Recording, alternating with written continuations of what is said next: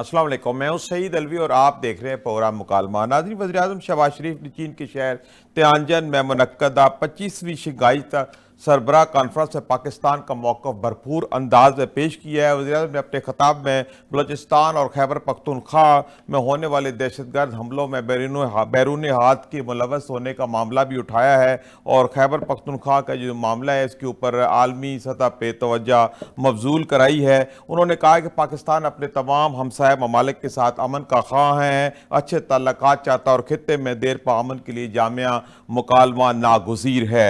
साथ ही उन्होंने सी पैक को पाकिस्तान और चीन के दरमियान एक शानदार मनसूबा करार दिया है और आलमी मुआहदे ख़ुसूसन पानी के हवाले से जो बैनुल अक़वामी मुआहदे उनकी पासदारी पर जोर दिया है। गज़ा की सूरत हाल पर भी वज़ीर आज़म ने एक ठोस मौक़िफ़ अपनाया है। आज हम बात करेंगे कि वज़ीर आज़म के इस खिताब के क्या असरात मुरतब हो सकते हैं। मुकालमा में मुझे ज्वाइन किया है साबिक़ सफ़ीर डॉक्टर नगमाना हाशमी साहिबा ने। डॉक्टर नगमाना हाशमी साहिबा, मुकालमा में खुशामदीद। बहुत शुक्रिया मुझे अपने प्रोग्राम में मदऊ करने जी, डॉक्टर साहबा, क्या समझती हैं कि इस वक्त वज़ीर-ए-आज़म शहबाज शरीफ ने एक बड़ी खूबसूरत गुफ्तगू की SCO कॉन्फ्रेंस में जिसमें पाकिस्तान के मौक़िफ़ को भरपूर तरीके से पेश किए। आप क्या समझती हैं कि इस खिताब से क्या असरात मुरतब हो सकते हैं? आपने बहुत अहम सवाल किया है। सबसे पहले तो मैं ये कहना चाहूँगी कि बज़ाते खुद ये जो SCO की कॉन्फ्रेंस है, ये जिस वक्त में हो रही है, ये आपको पता है कि सबसे बड़ी अपनी तारीख की ये कॉन्फ्रेंस है जी। और ऐसे वक्त में है जब चाइना एक बार फिर इसकी प्रेसिडेंसी चाइना के पास है और वो जी, होस्ट कर रहे हैं। ठीक है। और इस वक्त ये पहली मर्तबा है कि चाइना और रशिया का जो आपस में all weather strategic cooperative partnership का एग्रीमेंट हुआ है, उसके बाद ये पहली कॉन्फ्रेंस है। और सही। दुनिया में और खित्ते में इस वक्त हालात बहुत तेजी से बदल रहे हैं और इस वक्त इसका होना और उसमें बहुत ही एक ठोस sort of point of view SCO का सामने आना सही। बहुत इम्पोर्टेंट का बजाते खुद हामिल है। जहाँ तक हमारे प्राइम मिनिस्टर का ताल्लुक है तो उन्होंने बहुत ही कम वक्त में बहुत ही प्रिसाइज तरीके से जो हमारे कोर इश्यूज है उनको भरपूर तरीके से बयान किया है सही। और बहुत क्लियरली उन्होंने 2-3 बातें कही हैं जो मेरे लिहाज से बहुत इम्पोर्टेंट है। सही। पहली बात कि हम पूरे खित्ते में हम चाहते हैं, हम जी। अपने सारे जो हमसाये ममालिक हैं उनके साथ भी अमन और दोस्ती के साथ रहना चाहते हैं, लेकिन हम किसी हालत में अपनी सिक्योरिटी और सवरेनिटी को कॉम्प्रोमाइज नहीं होने जी, देंगे और बिल्कुल। हमें उसका दिफा करना आता है। पहली सही। बात। दूसरी बात ये है कि जी जो भी इत्तफाक है उनको बैठ के डायलॉग के साथ होना चाहिए। इसी तरह जिस तरह आपने देखा कि नरेंद्र मोदी साहब ने तो वही अपना घिसा पिटा नैरेटिव जो उनका अब कोई नहीं सुनता दुनिया में, सही। टेररिज्म का वो बयान किया, लेकिन SCO ने इटसेल्फ रिकॉग्नाइज किया कि पाकिस्तान जो है उसकी बहुत ज़्यादा कंट्रीब्यूशन है इन सही। फाइट अगेंस्ट टेररिज्म और उन्होंने बहुत ज़्यादा कुर्बानियाँ दी हैं। जी, बिल्कुल। और आज भरपूर तरीके से प्राइम मिनिस्टर ने पूरी शंघाई कॉरपोरेशन ऑर्गेनाइजेशन के में जो सदूर और प्राइम मिनिस्टर शामिल थे उनको बड़ी तफसील से बताया है कि हमारा जो सिक्योरिटी का मसला और जिस तरह हमारे साथ हाइब्रिड जी। वॉरफेयर कुछ ममालिक ने चलाई हुई है और जी। हमारा किस तरह बलूचिस्तान और KPK में ख़ास तौर पे टेररिज्म बाकायदा फैलाया जा जी। रहा जी। है अपनी प्रॉक्सीज के थ्रू और बाकी ममालिक के थ्रू, वो उसका दुनिया को नोटिस लेना चाहिए और सही। हम कंटिन्यू करेंगे उसको फाइट करने के लिए। सही। अच्छा और डॉक्टर इसी साहबा के साथ वज़ीर-ए-आज़म शहबाज शरीफ ने जो खास तौर पे बात की है, जैसे आपने भी जिक्र किया है कि बलूचिस्तान और KP में जो बैरूनी हाथ मुलव्वस है दहशतगर्दी में, उनकी यहाँ पे प्रॉक्सीज चल रही हैं, तो आप क्या समझते हैं कि इस मौके के ऊपर इस तरह का बयान देना क्या आलमी तवज्जो मबजूल हो सकेगी? देखिए जी, आलमी तवज्जो बिल्कुल मज़ूल होगी, क्योंकि जैसे मैंने शुरू में जिक्र किया कि इस वक्त दुनिया के और खित्ते के जो हालात हैं वो बहुत डिफरेंट है। सही पूरा डायनेमिक इस वक्त चेंज हुआ है। सही खास तौर पे जब से ये हमारा 4 दिन का कॉन्फ्लिक्ट हुआ है इंडिया के साथ, जी और पाकिस्तान ने ये पूरी दुनिया को बावर करा दिया है कि जी हम बातें कम करते हैं और हम एक्शन ज्यादा लेते हैं। सही और इंडिया का जो एक घुमंड था कि जी हम यहाँ के नेट सिक्योरिटी प्रोवाइडर बनेंगे और कन्वेंशनल पावर में तो पाकिस्तान का हमारा कोई मुकाबला ही नहीं है, गो सही के न्यूक्लियर पैरिटी है, तो देखिए वो मिथ बिल्कुल टूट के रह गई बिल्कुल है। सही कह रहे हैं, और बिल्कुल इस वक्त पूरी दुनिया ने रिकग्नाइज किया है सही कि क्योंकि उन पे खुद बीती है टेररिज्म जो इंडिया से ओरिजिनेट हुई है, सही तो इंडिया इस वक्त बहुत कॉम्प्रोमाइज सिचुएशन में एससीओ में चल के गया है, क्योंकि इस वक्त वो साउथ एशिया में भी आइसोलेटेड है, साउथ ईस्ट एशिया में भी आइसोलेटेड है, उसके वेस्टर्न पार्टनर्स भी उसकी बहुत तनकीद कर रहे हैं। और खास तौर पे आपने देखा कि मार्का हक में कोई दुनिया का मुल्क सिवाय इजराइल के वो इंडिया के साथ नहीं खड़ा हुआ। सही कह रहे हैं, बिल्कुल वो और तना हो गए, आपकी बात बिल्कुल ठीक है, जी, बिल्कुल वो ठीक है। नैरेटिव जो जी है था टेररिज्म का, वो बिल्कुल अब वो चूरन उनका नहीं बिक नहीं रहा बिक और रहा, आप लोगों ने सही कह रहे हैं, रिकॉग्नाइज बिल्कुल कर लिया है बिल्कुल कि सही हम कह रहे हैं। फाइट करते हैं जी टेररिज्म। बिल्कुल ठीक है। अच्छा डॉक्टर साहब ये बताएं कि मार्का हक में कामयाबी के बाद दोबारा जो जामिया डायलॉग की बात की है वज़ीर-ए-आज़म शहबाज शरीफ ने, तो आप क्या समझते हैं कि पाकिस्तान अपने आप को एक अमन पसंद मुल्क के तौर पे प्रूव करना चाहता है भी, और जीत के बावजूद भी अगर डायलॉग की बात की गई है तो आप क्या समझते हैं कि ये एक अच्छी बात है और दुनिया इसको कदर की निगाह से देखेगी? देखिए, किसी सियाने ने बहुत अच्छा कहा था कि जंग तो कमजोर मुल्क का या कमजोर आदमी का आखिरी हरबा सही होता है। अमन के लिए आपको बहुत बड़ा दिल चाहिए होता है, सही बात। बहुत बड़ा सेल्फ कॉन्फिडेंस चाहिए होता है, और बहुत बड़ी एक आपका विजन होना चाहिए जी तरक्की का, डेवलपमेंट का, भाईचारे का। तो अमन करना तो बहुत बहादुरी की बात होती है। जी और पाकिस्तान ने शुरू से आपने देखा कि कितने अरसे से पाकिस्तान कहता है कि भाई डायलॉग करें, कॉम्प्रिहेंसिव डायलॉग करें। जंग के मैदान में तो कोई चीज नहीं डिस्कस होती। आप सही बात न्यूक्लियर है, वॉर्स भी देखनी है, at the end of the day मेज पे बैठना पड़ता है। सही कह तो रहे हैं। आप आए, हमसे बात करें। हमने तो बातचीत से सिर्फ उस वक्त इनकार किया जब हमने कहा कि जी हम अब थक गए हैं इंडिया को कह कह के, अब इंडिया खुद कहेगा तो हम बात सही करेंगे। बात, देखिए ना, हमने तो ये पॉइंट ऑफ व्यू अपना अपनाया, लेकिन सही उसके बावजूद, इस कॉन्फ्लिक्ट के बावजूद हमारी बहुत ज्यादा इसमें हमारा स्टेचर बढ़ा है, हमारी स्ट्रेंथ का, मिलिट्री स्ट्रेंथ का, पॉलिटिकल सगैसिटी का बड़ा अच्छा मुजाहरा हुआ। सही उसके बावजूद अगर हम कह रहे हैं कि हम अमन चाहते हैं, तो सही देखिए इससे बहुत ही एक सोबर मैच्योर नेशन का इंप्रेशन चाहता है, एक ऐसी नेशन का जो जंगो जदल नहीं जाती, सही जो बात है। चाहती है कि इस खित्ते जिसमें 50% ऑफ द पॉपुलेशन जी रहती है, एससीओ का देखिए यूरेशियन जो लैंड मैस है ऑलमोस्ट 50% ऑफ द पॉपुलेशन है, सही 40% ऑफ द जीडीपी है, और सबसे कम इंटेग्रेटेड सही और बात, सबसे गरीब खित्तों में से एक है। जी तो ठीक है। अब ये देखिए 21st century is the century of Asia, और प्रेसिडेंट शी ने भी यही कहा कि जी अब ये एशिया का डेवलपमेंट का वक्त है, और as a larger partner in the region वो हर एक के साथ काम जी करने को बिल्कुल ठीक है, तैयार होगा। जी बिल्कुल आपकी बात बिल्कुल ठीक है। अच्छा डॉक्टर नगमामा हाशमी साहिबा, मुस्तहकम अफगानिस्तान की भी बात की है वज़ीर आज़म ने, उन्होंने कहा कि खित्ते के इस्तेहकाम के लिए ज़रूरी है, तो मुस्तहकम अफगानिस्तान की तरफ किस तरह हम जा सकते हैं? आज वज़ीर आज़म ने इसकी ख्वाहिश का इजहार किया है।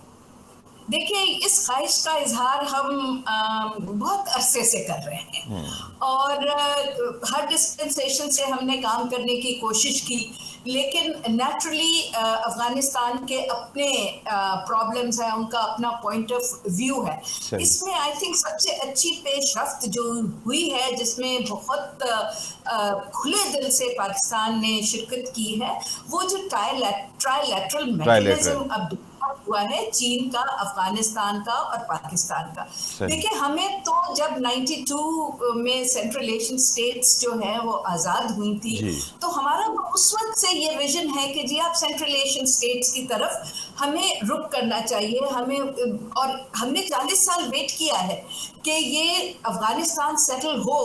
तो अफगानिस्तान बहुत कनेक्टिविटी की चेन में, इस प्रॉस्पेरिटी की चेन में अफगानिस्तान का बहुत बड़ा हाथ है। सही बात। अगर अफगानिस्तान जैसे पिछले इतने सालों से उसमें स्टेबिलिटी नहीं है, सिक्योरिटी नहीं है, वो टेररिज्म का हब बना हुआ है, जो जी। पूरे खित्ते को में टेररिज्म का फैलने का डर रहता है वहां से, और तफरीककारी भी होती है वहां से। सही। तो जब तक वो पीसफुल नहीं होगा, प्रॉस्पर नहीं होगा, डेवलप नहीं होगा, डेमोक्रेटिक नहीं होगा, तो आप सेंट्रल एशिया कैसे खोलेंगे? सही तो बात। हम तो बड़े खुले दिल से बहुत अरसे से ये कोशिश कर रहे हैं, सही। और उसी हमारी ख्वाहिश का और इस उम्मीद का इजहार भरपूर तरीके से प्राइम मिनिस्टर जी साहब ने ठीक। भी किया है जी कि बिल्कुल। अफगानिस्तान अच्छा होगा। अच्छा, आप ये बताएं कि एससीओ किस तरीके से मुस्तहकम अफगानिस्तान के लिए कारामद साबित हो सकती है? ये प्लेटफॉर्म भी इस मकसद के लिए इस्तेमाल हो सकता है?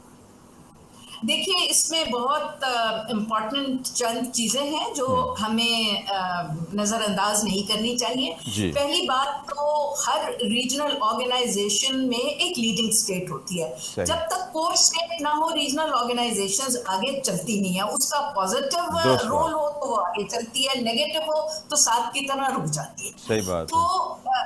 यहाँ पे जो कोर स्टेट है वो है चाइना, जिसका बहुत पॉजिटिव एटीट्यूड है खित्ते की डेवलपमेंट के लिए भी, खित्ते की प्रोग्रेस के लिए भी, खित्ते की पीस और सिक्योरिटी के लिए भी। और उसको एक और बहुत सेकंड कोर स्टेट ने जी। ज्वाइन किया हुआ है, जिसकी रिसर्जेंस हो रही है, जो कि रूस है। तो ये दो इतनी बड़ी ताकतें हैं जिनका सब खित्ते के ममालिक के साथ अच्छे ताल्लुकात हैं और बहुत ज्यादा इन्फ्लुएंस है। सेंट्रल एशियन स्टेट्स में भी दोनों का, साउथ वेस्ट एशिया में भी, साउथ एशिया में भी। तो उस लिहाज से अगर आप देखें तो ये बहुत ही फाल, मजबूत organisation, both from the political, strategic and military point of view बनके उभर सकती है। बल्कि मैं तो यहाँ तक कहूंगी कि इस दफा की जो समिट थी, जो लार्जेस्ट समिट थी, वो बेसिकली एक स्टेज थी एससीओ के टेक ऑफ की, कि अब वो अपने ककून से निकल आई है और उसने अपने पद फैला लिए हैं और अपनी स्ट्रेंथ का मुजाहिरा किया है, not in a negative way, not by saying कि हम हेजेमन होंगे दुनिया के, बल्कि ये कह के कि जी हम एक शेयर्ड फ्यूचर ऑफ ह्यूमैनिटी के लिए काम करेंगे, सबके साथ मिलके पीस। जी बिल्कुल सही कह रहे हैं, बिल्कुल आप सही कहते हैं। अच्छा ये बताएं कि एससीओ की बढ़ती हुई ताकत के तनाजर में क्या दुनिया मल्टीपोलर निज़ाम के लिए तैयार है? इसको एक्सेप्ट कर पाएगी? देखिए, दुनिया ने तो ऑलरेडी एक्सेप्ट कर लिया है कि मल्टीपोलर वर्ल्ड बनेगा। सबसे ज्यादा नेचुरली जिनको इस मल्टीपोलर वर्ल्ड से तकलीफ है, और वो एक नेचुरल सी बात है, मैं उन्हें ब्लेम नहीं करती, क्योंकि जब भी कोई एम्पायर, जब भी कोई बड़ी ताकत अपने अरूज पे जाके वहां 200-250 साल रह जाती है, तो उसके लिए नीचे आना मुश्किल होता है। हालांकि हिस्टोरिकल फैक्ट है कि कोई भी दुनिया की एम्पायर जो है वो अपने ज़ेनिथ पे 200-250 साल से ज्यादा नहीं चलती, साइक्लिकल होता है। तो उस साइकिल में जब वो अपने आप को नीचे आता देख रहे हैं, एक डेवलपमेंट की हद पे जाके अब उनका स्लाइड डाउन हो रहा है, तो जाहिर सी बात है वो इतनी आसानी से तो ये नहीं एक्सेप्ट करेंगे कि एक पोल की बजाय उनके सामने 2 नहीं 3-4 पोल्स ऑफ पावर दुनिया में आ जाए। लेकिन दुनिया की स्टेबिलिटी के लिए और पीस के लिए ये बहुत जरूरी है कि यूनिपोलर और बाइपोलर वर्ल्ड ना हो, उससे फिर परेशानियां होती हैं। तो जिस तरीके से अब सिर्फ इसमें अमेरिका ही रह गया है जो कि मल्टीपोलर वर्ल्ड की एक्सेप्टेंस उसमें इस वक्त उस तरह नहीं है, रियलाइजेशन है लेकिन एक्सेप्टेंस नहीं है। They are going to try their best to उसको जितनी देर तक रोक सकते हैं वो रोक ले, लेकिन वो इनएविटेबल है। It's writing is on the wall. जी ठीक है। अच्छा डॉक्टर साहब ये बताएं कि एससीओ जो है ये सियासी तौर पे उभर के ज्यादा आगे आ सकती है, माशी तौर पे ममालिक को आगे ला सकती है, इसका मुस्तकबिल आप क्या देखते हैं? देखिए जी, ये आपको from the strategic point of view भी बहुत आगे ला सकती है, क्योंकि इसमें 4 न्यूक्लियर पावर्स हैं। चाइना है, बिल्कुल, रशिया है, पाकिस्तान है और इंडिया है। ठीक है ना, 4 तो ये न्यूक्लियर पावर्स हैं। सही। इसके अंदर 2 बड़ी इकोनॉमीज हैं जिसमें ऑफ कोर्स इंडिया भी है, चाइना भी है, पाकिस्तान भी उभरती हुई इकोनॉमी है, रशिया की तो जी बिल्कुल। तेजी से रिसर्जेंस हो रही है, सही। और सेंट्रल एशियन स्टेट्स भी अब आहिस्ता आहिस्ता डेवलप होने की तरफ जा रही हैं। ईरान एक बहुत मजबूत मुल्क है, तुर्की को देख लीजिए। तो इसमें जो ममालिक हैं उनकी स्ट्रेंथ्स पॉलिटिकल भी बहुत है, स्ट्रेटेजिक भी बहुत है, और इकोनॉमिक भी बेतहाशा है। इसीलिए देखें तो इसकी ओरिएंटेशन है, अभी इसी एससीओ में ऐलान किया है कि एससीओ डेवलपमेंट बैंक जो है उसका वो ये बहुत बड़ा इकदाम है, सही कह रहे हैं। और उसमें 1.4 बिलियन तो राइट अवे चीन ने डाल दिए हैं और बाकी मुल्क भी डालेंगे। तो बेसिकली ये सिर्फ इसको सिर्फ एक एससीओ के तौर पे ना देखिए, ये बेसिकली एक न्यू मॉडल भी है of development, of peaceful development. और ये भी इस वक्त समझाने की दुनिया को कोशिश कर रहा है कि डॉलर के अलावा भी करेंसीज हैं और तरीके हैं जिसमें आप ट्रेड कर सकते हैं, खाली डॉलर पे इंहिसार करना जरूरी नहीं है। इसीलिए चाइना ने देखे ना 2.5-3 साल हो गए हैं अपना स्विफ्ट को छोड़ के अपना क्लियरिंग हाउस बना लिया है। चीन, चाइना, इंडिया, पाकिस्तान भी बहुत हद तक बहुत सारे ममालिक से अब अपनी करेंसीज में जो है वो ट्रेड कर रहा है। ब्रिक्स की अपनी करेंसी की तरफ वो जा रहे हैं। तो ये एससीओ के प्लेटफॉर्म से भी कोई एक ऐसी करेंसी लाई जा सकती है जिसमें ये ममालिक आपस में ट्रेड कर सकेंगे? वही है कि एससीओ के ममालिक ब्रिक्स के ममालिक भी हैं, तो ये भी हो सकता है कि ब्रिक की करेंसी को वो अडॉप्ट कर लें, या ये है कि रूबल या युआन के को मिला के कोई करेंसी ऐसी हो जाए। लेकिन ये बेसिकली कह रहे हैं कि जी हम मल्टीपोलर वर्ल्ड में मल्टीलैटरलिज्म को सपोर्ट करते हैं, हम यूनिलैटरलिज्म को और धौंस धमकियों को, एक्सप्लॉयटेशन को नहीं मानते और नहीं बर्दाश्त करेंगे। हम economic development of the few नहीं चाहते, हम इकोनॉमिक डेवलपमेंट ऑफ ह्यूमैनिटी चाहते हैं, और इनकी इकोनॉमिक स्ट्रेंथ बहुत है। तो ये अगर सैंक्शंस को ये ऑर्गेनाइजेशन अवर्ट करने में कामयाब हो जाए और इसके ममालिक जो है वो ये जो इतने टैरिफ्स लगाए हैं वो तभी होगा जब डी डॉलराइजेशन, जी सही कह रहे हैं, जिसकी तरफ से तेजी से जा रहा है। जी ठीक है। तो ये मल्टीलैटरल जो इदारे बनाए गए थे फाइनेंशियल, जिनको हम ये भी कहते हैं न्यो कॉलोनियलिज्म के टूल्स हैं, तो ये उनके आगे भी आप देखिए। जी ठीक है। अच्छा डॉक्टर साहब एक ये बात बताएं कि जिन ममालिक में जिक्र किया उनमें भारत भी है, तो भारत की हठधर्मी जो नेगेटिव रोल रहा है हमेशा, तो जैसे पहले सार्क नहीं चल सकी, ये अब आप बताएं कि अभी भारत के होते हुए ये प्लेटफॉर्म मजबूती से आगे चलता रहेगा?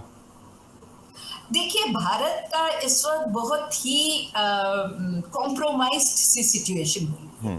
मैं ये नहीं कहूंगी कि जैसे बहुत सारे आपके तज्जियाकार कह रहे हैं कि जी वो तो खत्म हो गया, वो तो डूब गया, वो तो उसको नहीं, लेकिन नेगेटिव रोल उसका अक्सर रहता है ना इस तरह की कॉन्फ्रेंसेस में। You have to be rational. बड़ा मुल्क है, उसकी बड़ी इकोनॉमी है, बड़ी पॉपुलेशन है, लेकिन उसकी पोजीशन बहुत कॉम्प्रोमाइज्ड है, क्योंकि इस वक्त वो बहुत बुरी तरह मोदी साहब के 11 साल ने इंडिया को कंप्लीटली एक्सपोज कर दिया है कि वो एक रिलायबल पार्टनर नहीं है। वो जब वक्त पड़ता है तो हर एक तरफ खेलने की कोशिश करता है, और जो आदमी 3-4 कश्तियों में सवार होने की कोशिश करता है एंड में वो किसी के साथ नहीं रहता। तो इस वक्त देखिए उनके अपने ही जो स्ट्रेटेजिक पार्टनर्स है जिसमें रशिया भी शामिल है, वो उनसे खफा है।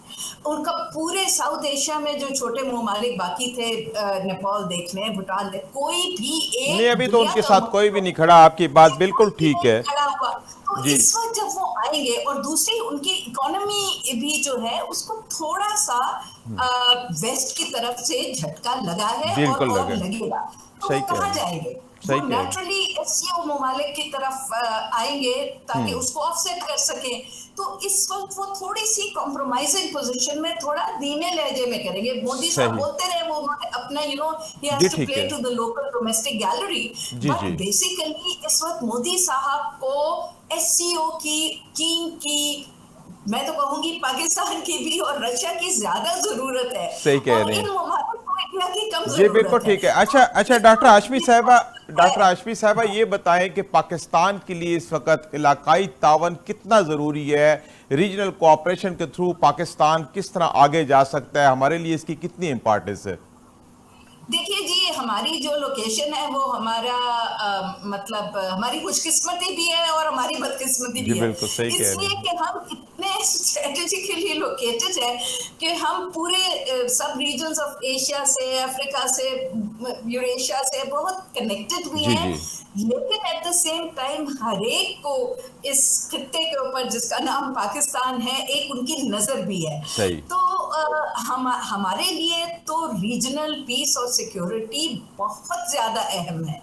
देखिए, सही। हम सिर्फ समुद्री रास्ते से तो नहीं खाली निकल सकते ना, तो जी हमें लैंड बॉर्डर्स भी चाहिए। सही। और समुद्री भी, हम तो एक सी फेयरिंग नेशन नहीं रहे जब से ईस्ट पाकिस्तान बांग्लादेश जी जी बना। बिल्कुल तो अब हम रिसर्जेंस हमारी नेवी की, हमारी मैरीटाइम उस अब रिवाइव होना शुरू हुआ है, तो नेसेंट स्टेजेस में है। तो सही हमें तो लैंड बॉर्डर्स को सिक्योर करना और हमारे नेबर्स के साथ अच्छे ताल्लुकात होना हमारी नेसेसिटी है। सही कह और रहे हैं। इसीलिए हम हमेशा से चाहते हैं कि हम हमारे सारे नेबर्स के साथ, प्राइम मिनिस्टर ने फिर यही कहा है सही बात। कि हम सारे हमसाए, बार बार जी उन्होंने ठीक है। कहा है, हम सारे हमसाए ममालिक के साथ दोस्ती चाहते हैं। जी हम बस सही कह रहे हैं, बिल्कुल ठीक है।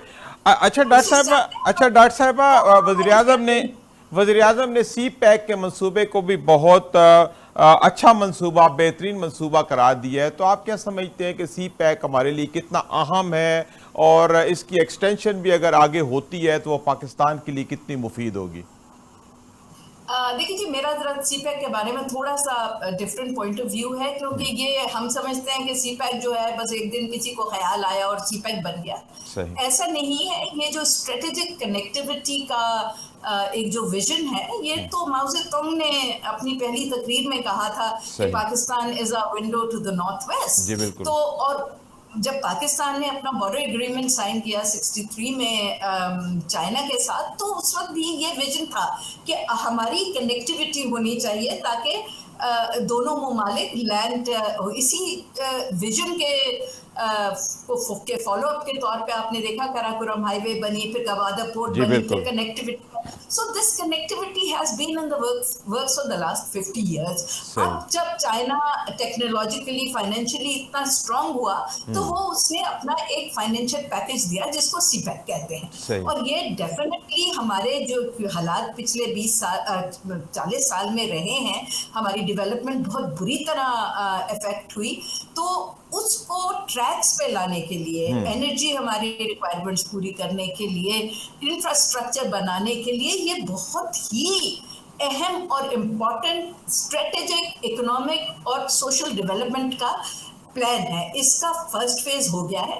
सेकंड फेज में जो इंडस्ट्रियल डेवलपमेंट हो रही थी, लोकेशन होनी थी, जी जिसमें स्पेशल इकोनॉमिक जोन्स हैं, उसमें जी थोड़ी बिल्कुल। हमारी सुस्ती रही कि हम वो इकोनॉमिक हमारी अपनी जोन्स सुस्ती है, हमने उससे फायदा ना सके। उठाया। आप सही कहते हैं बिल्कुल। जी, लेकिन ये है कि जितनी जल्दी हम उन्हें बना लें और जितनी जल्दी ये यहाँ प्रोडक्शन शुरू हो, क्योंकि देखिए जब तक इंडस्ट्रियल प्रोडक्शन नहीं शुरू होगी, सही जब कह रहे तक हैं। आपकी वो इंडस्ट्री जिसमें जो एक्सपोर्ट करती है, जिसमें बेसिकली तो टेक्सटाइल है, उसको आप उसमें जान नहीं डालेंगे, इन्वेस्टमेंट नहीं लाएंगे, सही कह रहे हैं आप। मॉडर्नाइज नहीं करेंगे, तो आप एक्सपोर्ट हब आप कैसे बनेंगे?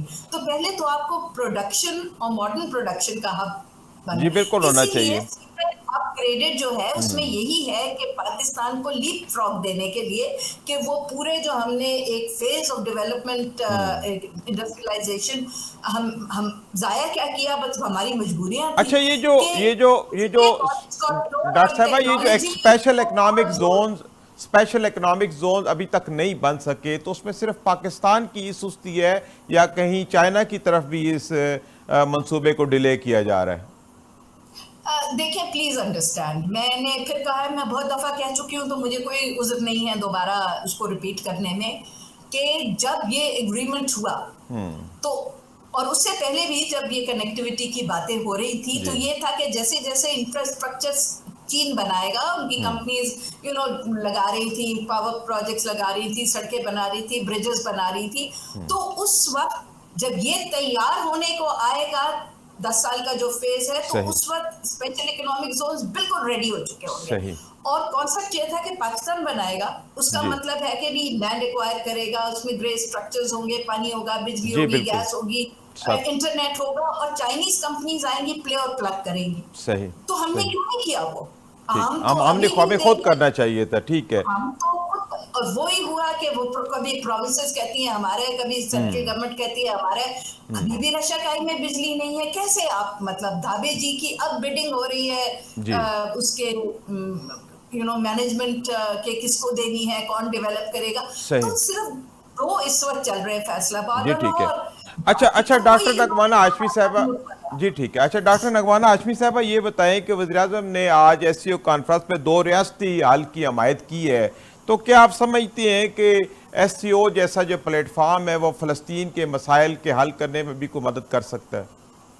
देखिए, अगर आप पैलेस्टाइन के कॉन्फ्लिक्ट की हिस्ट्री पढ़ें तो जो एससीओ ममालिक हैं, सिवाय इंडिया के, सारे पैलेस्टाइन के हक में हैं, और सारे यही 2 रियासती प्लान है, 2 स्टेट, उसका ये जो नॉर्वे में एग्रीमेंट हुआ था, उसके ऑस्लो एग्रीमेंट, उसके सब फेवर में है। सही। एक वेस्ट नहीं है, एक इंडिया नहीं है। इंडिया जी। इसराइल के साथ खड़ा हुआ है। उसके अलावा तो चाहे रशिया हो, चाहे चाइना हो, ईरान हो, पाकिस्तान हो, तुर्की हो, सेंट्रल एशियन स्टेट्स हो, सब जो है इस 2 2 रियासती रियासती हल की हल तरफ है, बिल्कुल।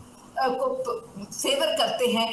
और सही। हमने तो मतलब अपनी तकदीर पैलेस्टीन की तकदीर के साथ बांधी हुई है ना, सही। कि एक हम आइडियोलॉजिकल स्टेट है, जी। एक वो पहले वो जी जी इसराइल है। जी। डॉक्टर और उस नगवाना हाशमी वक्त साहबा, से आपका बहुत शुक्रिया, आपने वक्त निकाला और प्रोग्राम में शामिल हुए। नाज़रीन, इसी के साथ यहाँ पे वक्त हुआ एक ब्रेक का। हाजिर होते हैं छोटे से वक्फे के बाद।